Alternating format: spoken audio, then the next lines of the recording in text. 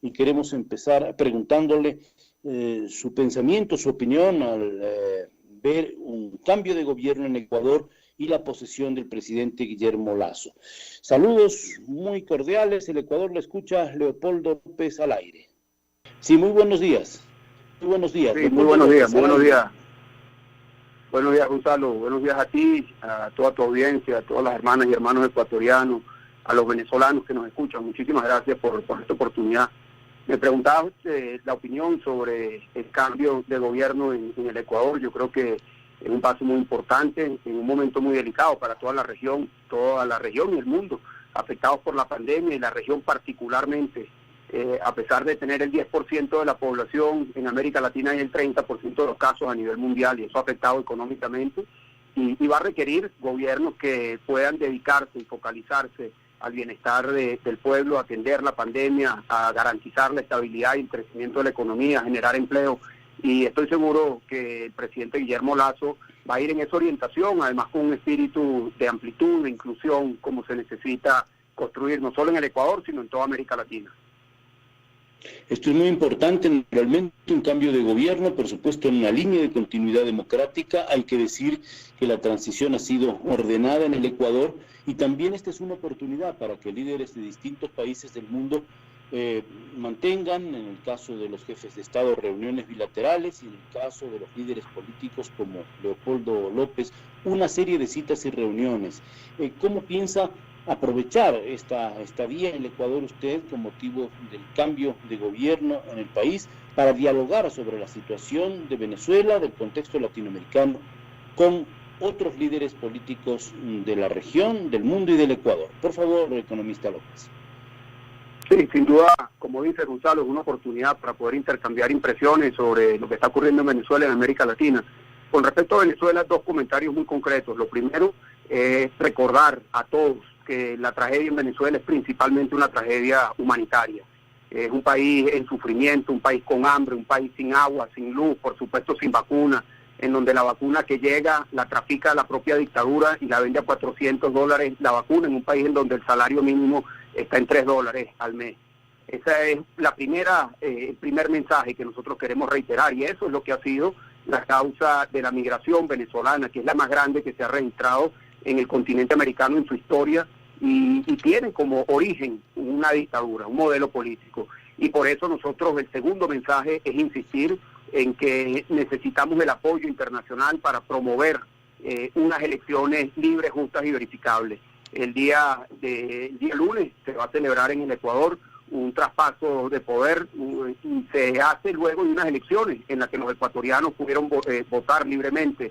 Lo mismo sucedió en Bolivia recientemente. Son los pueblos los que deciden quiénes son sus mandatarios, y eso es algo que nosotros estamos pidiendo. Ese es el segundo mensaje, que nos ayuden, que se articule América Latina con Estados Unidos, con Europa, en una propuesta unitaria, articulada con los sectores democráticos en Venezuela, con el presidente Guaidó, la Asamblea Nacional, para lograr que en Venezuela se pueda tener lo que tuvo el Ecuador, unas elecciones libres para escoger su presidente y su parlamento.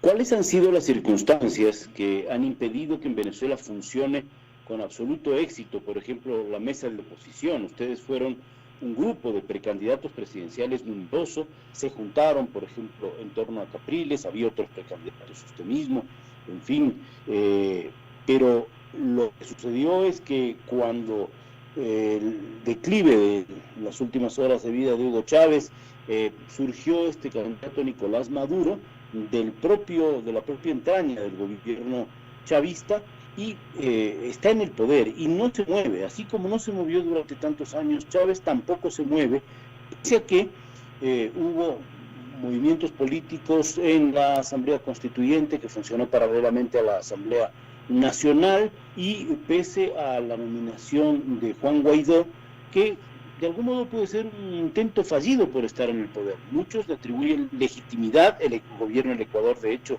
reconoce el gobierno de Juan Guaidó, y asimismo 60 países en el mundo, pero en la práctica no tiene el poder político en Venezuela y ha tenido que llevar adelante una lucha muy desgastante. Por favor, economista Leopoldo López. No, muy interesante tu pregunta. Con respecto a lo primero, tú preguntas, bueno, ¿por qué Nicolás Maduro está todavía en el poder? Y te respondo de la siguiente manera. Primero, porque Nicolás Maduro es un dictador. Incluso, como dice Felipe González, que más que un dictador es un tirano, y en Venezuela lo que hay es una tiranía criminal, en donde hay total y absoluta arbitrariedad, en donde se ha utilizado la máquina del Estado, la estructura del Estado para reprimir, perseguir, encarcelar, asesinar.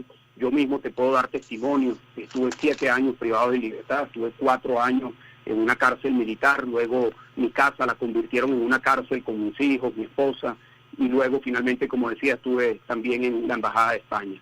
Pero mi caso es uno de cientos, de miles de casos de persecución, de represión, de exilio que ha tenido, que ha forzado la dictadura. Y lo segundo es que es una dictadura que no está sola. Nicolás Maduro no está solo. Nicolás Maduro cuenta con una estructura de apoyo internacional muy poderoso. Me refiero a el apoyo que recibe de China, de Irán, de Rusia, de Turquía, de Cuba, cada país dando un apoyo de alguna manera, apoyo en equipamiento militar, en personal militar, en inteligencia política, inteligencia militar, en el blanqueamiento de capitales provenientes de la corrupción, en la extracción y venta de oro de sangre, en todo lo que tiene que ver con una diplomacia activa para defender a la dictadura, la manipulación de las comunicaciones, de las redes sociales. Todo eso son temas que están siendo elementos de apoyo que vienen de afuera hacia la dictadura. Y siendo eso así, Gonzalo, nosotros hemos insistido en que los venezolanos que estamos en la primera fila, que seguimos resistiendo, que el presidente Guaidó, los diputados, los miembros de las organizaciones políticas, las organizaciones sociales, la gente que todavía está en pie dando la lucha, necesitamos el apoyo de los países democráticos y libres del mundo. Por eso yo celebro que podamos ir a la toma de posesión del presidente Guillermo Lasso y poder llevar nuevamente nuestro mensaje, primero de solidaridad, de trabajo articulado para defender la democracia y de pedir apoyo para trabajar en función de que en Venezuela se pueda tener elecciones libres. Venezuela, y esto yo creo que es importante. Voy a volver después de un momento, permítame, después de un momento al mapa geopolítico de este apoyo al gobierno de Nicolás Maduro, a lo que se llama dictadura y tiranía.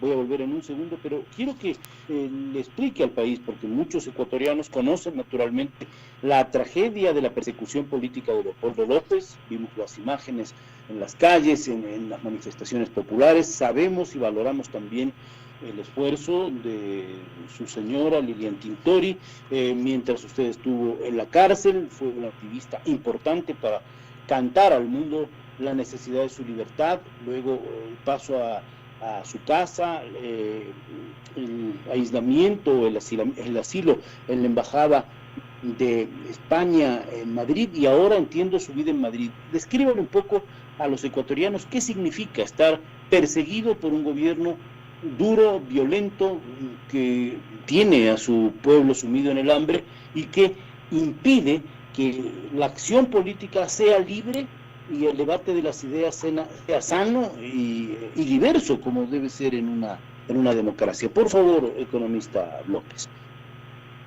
Bueno, allí en Venezuela, Gonzalo, nosotros llevamos una lucha de muchos años.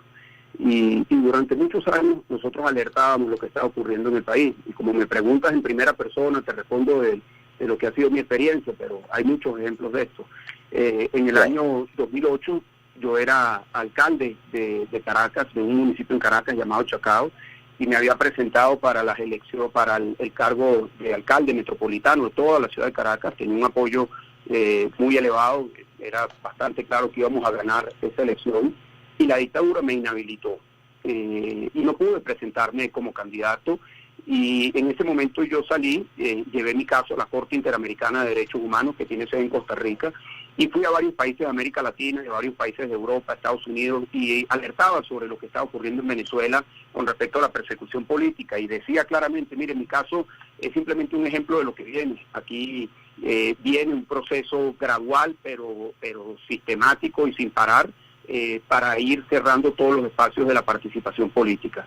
Y eso terminó ocurriendo. Hoy en día hay cientos de personas que están inhabilitadas, los partidos políticos están expropiados, los derechos que configuran la libertad de los ciudadanos hoy están cercenados. Una entrevista como esta, por ejemplo, no se puede hacer en Venezuela no hay libertad de expresión, los periódicos fueron comprados por testaferros de la dictadura, los canales de televisión también fueron comprados por los testaferros de la dictadura, hay una persecución abierta por parte de la estructura del Estado, en donde no solamente persiguen a los dirigentes políticos y a las personas que pueden ser un referente en algún ámbito, algún sector de la sociedad, sino que hay una práctica de cuando no los consiguen, secuestran a su familia. Hay decenas de casos, incluso que están registrados en los informes de la ONU, de cómo la dictadura, al no conseguir a alguien que persigue, van a su casa, secuestran a sus hijos, los tienen de rehenes hasta que se presente.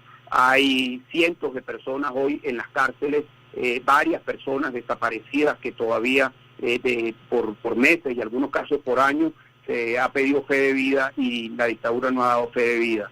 Hay innumerables relatos de torturas en la cárcel a civiles y militares por parte de la dictadura de Nicolás Maduro. Y esto, Gonzalo, no lo estoy diciendo yo, sino que son cifras de informes de la más alta instancia de derechos humanos en el planeta Tierra. Me refiero a la Comisión de la Organización de Naciones Unidas para los Derechos Humanos, que lidera Michelle Bachelet, expresidenta de Chile. También esto ha sido registrado en la Corte Penal Internacional y es muy probable que en los próximos días, las próximas semanas, se pueda dar un anuncio con respecto al inicio de lo que es el proceso penal, en donde ya la Corte identifica claramente que hay suficientes elementos para señalar a Nicolás Maduro como violador de derechos humanos y responsable de haber cometido crímenes de lesa humanidad.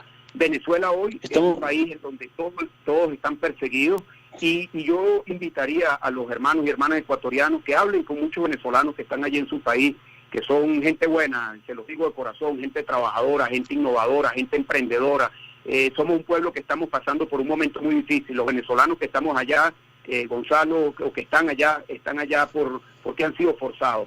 Y cada uno de ellos tiene una historia, cada uno de ellos tiene una historia de por qué tuvieron que salir de Venezuela. Muchos de ellos porque estaban pasando hambre, otros porque no conseguían oportunidades, otros porque fueron perseguidos por tener algún tipo de convicción y de activismo político. Pero cada uno de ellos tiene una historia y yo invito a todos a que busquen y escuchen estas historias de un pueblo que hoy está sufriendo, que muchos de ellos hemos tenido que salir del país, pero que tenemos hambre de libertad, ganas de ser libres y de forjar un país de paz, de bienestar, de progreso, pero en democracia. El éxodo de venezolanos es una tragedia humanitaria equiparable a otras que ha habido, bueno, en estos tiempos recientes en Oriente Próximo, en fin, pero voluminosa. Se habla de 4 millones de venezolanos fuera de su territorio. Colombia lo está viviendo, Ecuador, naturalmente Perú, Chile también.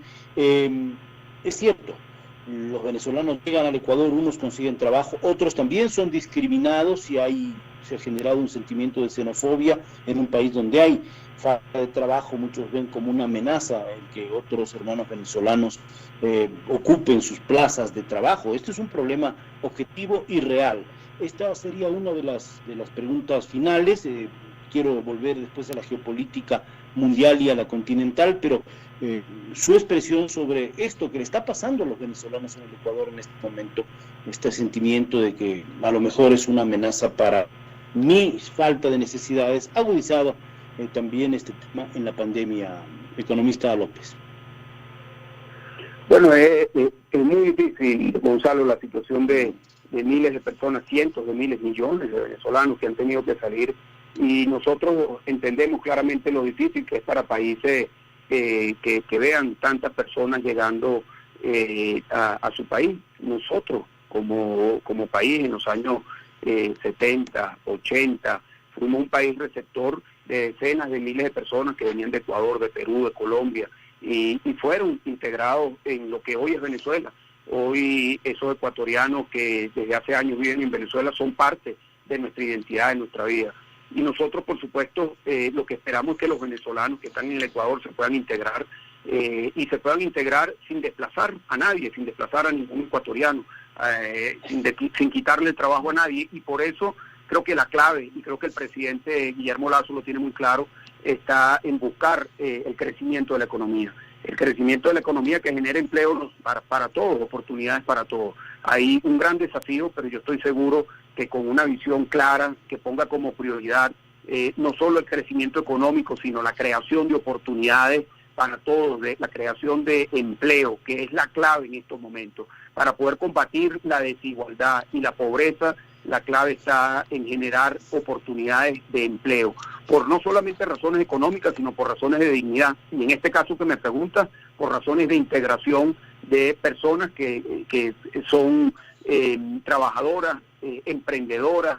Venimos de un pueblo que nos hemos dado cuenta estando afuera, que tenemos muchas características positivas para poder emprender y apoyar desde cualquier país. Siempre van a haber personas, Gonzalo, ecuatorianos, venezolanos, peruanos, de cualquier nacionalidad, que sean personas que cometan algún delito, pero nunca se puede generalizar a nadie, a ningún pueblo, por la acción individual particular de un pequeño grupo de personas. Así que mi llamado, lo que apunta nos están escuchando, es a la necesidad de la integración de todos. Cuando Venezuela era considerada la Arabia Saudita de América Latina, en efecto, muchos ecuatorianos allá. Tuve ocasión de estar con algunos de ellos cuando la posesión última de Carlos Andrés Pérez, viajamos para cubrir con el presidente Borja, tuvo un encuentro gigante con ecuatorianos en Caracas. Ahora, volvamos a la geopolítica como pregunta final. Usted mencionó, la dictadura está apoyada por China, por Irán, inaudito, ¿no? Irán le dio petróleo a Venezuela, un país petrolero. Irán, otro país petrolero, le ha dado petróleo. Rusia, que hace unos años se habló, incluso en la época de Chávez, de querer instalar una fábrica de armas y de camiones militares, en fin, en Venezuela. Y también hay apoyos continentales. Yo creo que es innegable el apoyo que le dio Venezuela a Cuba también en petróleo, pero hay una sinergia geopolítica, digamos, en Nicaragua también. Y eso con un asunto adicional y con el cual también cerramos, que es la situación de tensión que se vive en varios países. Ecuador vivió en octubre de 2019 un levantamiento indígena fuerte. Chile tuvo en 2019 también, en octubre, manifestaciones muy duras. Acaba de tener un referendo constituyente con un resultado preocupante para hacer una nueva constitución que es legítimo, pero desde luego con grandes tensiones, y estamos viendo lo que sucede en Colombia. Este es un contexto latinoamericano complejo, adverso, diríamos, a veces para las libertades, para las luchas legítimas que pueden tener los pueblos, pero con grandes tensiones. Y con esto concluimos, por favor, economista Leopoldo López. Muy bueno, sin duda, como tú lo planteas, es un escenario complejo para América Latina y para el mundo. Pues la verdad es que el mundo en este momento está pasando por momentos difíciles, conflictos en muchas partes, por una pandemia que ha globalizado los problemas en todo el mundo y que está generando grandes desigualdades en el mundo entero. Con el tema de la vacuna ahora se ve los países que vacunan, los que no. Venezuela, por ejemplo, en ese sentido es uno de los países más bochornosos. Ha llegado menos de 1 millón de vacunas, y Maduro lo que ha hecho con la vacuna en un mercado negro en el que cobran entre $200 y $400 por vacuna, en donde han vacunado a su nomenclatura. Maduro salió en televisión nacional vacunándose y diciendo que el pueblo venezolano tenía que estar contento porque el líder de la revolución se estaba vacunando, en el mejor estilo de los dictadores disociados. Eso es lo que estamos viendo hoy en Venezuela.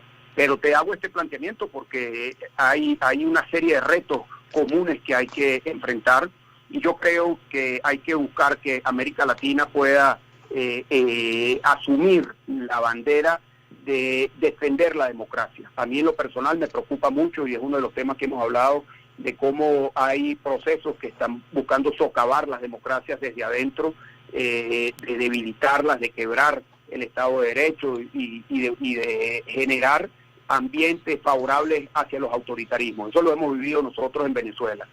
Con respecto a las protestas, Gonzalo, yo te puedo decir que yo creo en la protesta. Nosotros llevamos muchos años en Venezuela protestando, hemos liderado protestas en Venezuela durante muchos años. Creo en la protesta activa, proactiva, en la protesta no violenta, en los jóvenes activados. Eso es lo que nosotros hemos planteado, hemos hecho muchas veces en Venezuela, pero nos hemos enfrentado con una estructura de poder que ha reprimido, que ha matado, que ha encarcelado y que no ha canalizado el descontento, sino que ha mantenido una estructura de represión.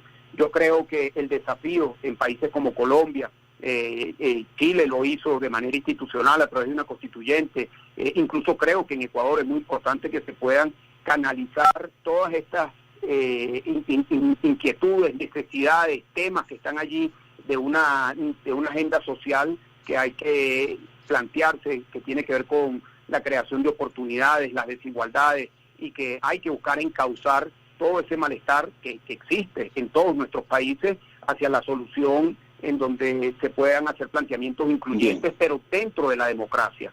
Yo creo que uno de los grandes desafíos que tenemos es defender la democracia, porque yendo a la pregunta geopolítica que hacía, yo estoy convencido que hay un plan, que hay una articulación entre países autoritarios como China, Rusia, Turquía, Irán, Cuba, cada uno con sus intereses, con su historia, con sus estrategias, pero todos ellos coincidiendo en buscar socavar las democracias. Entonces hemos visto, por lo menos en Venezuela lo hemos visto de manera muy clara, cómo estos países participan de manera activa en la política nacional, minando distintos sectores, como lo dije anteriormente, que tiene que ver con distintos temas, apoyando económicamente, distorsionando los medios y la conversación en las redes sociales y muchos otros temas. Yo creo que aquí hay que cerrar filas alrededor de la defensa de la democracia y con una idea, en mi opinión, una idea de democracia que se adapte a estos tiempos y que tenga que ver con los derechos de los ciudadanos. Yo creo que la democracia no hay que verla como los instrumentos que hacen que sea un sistema democrático, como son las elecciones, el Estado de Derecho, la autonomía de los poderes públicos, todos esos son instrumentos. Yo creo que más bien hay que poner en el centro del debate lo que es el objeto, la misión, la tierra prometida de la democracia, que tiene que ser los derechos para todos los ciudadanos, todos los derechos para todos los ciudadanos. Y eso requiere la estructura de un Estado fuerte, eso requiere la estructura de un Estado sensible, con un sistema de justicia que garantice que nadie se quede por fuera, pero eso requiere también de una ciudadanía activa, comprometida, proactiva, a buscar siempre la reivindicación de los derechos de los ciudadanos. Bien, muchas gracias. Queremos agradecer a Leopoldo López, líder del Partido Voluntad Popular, asilado, está en Madrid, viviendo y presente en la transmisión de mando del presidente Guillermo Lasso. Nos quedan esos mensajes: democracia, libertad, fortalecimiento de las instituciones. Muchas gracias, don Leopoldo López, por atender a Radio Quito, Platinum FM y Ecuador Radio. Un buen día. Muchas gracias.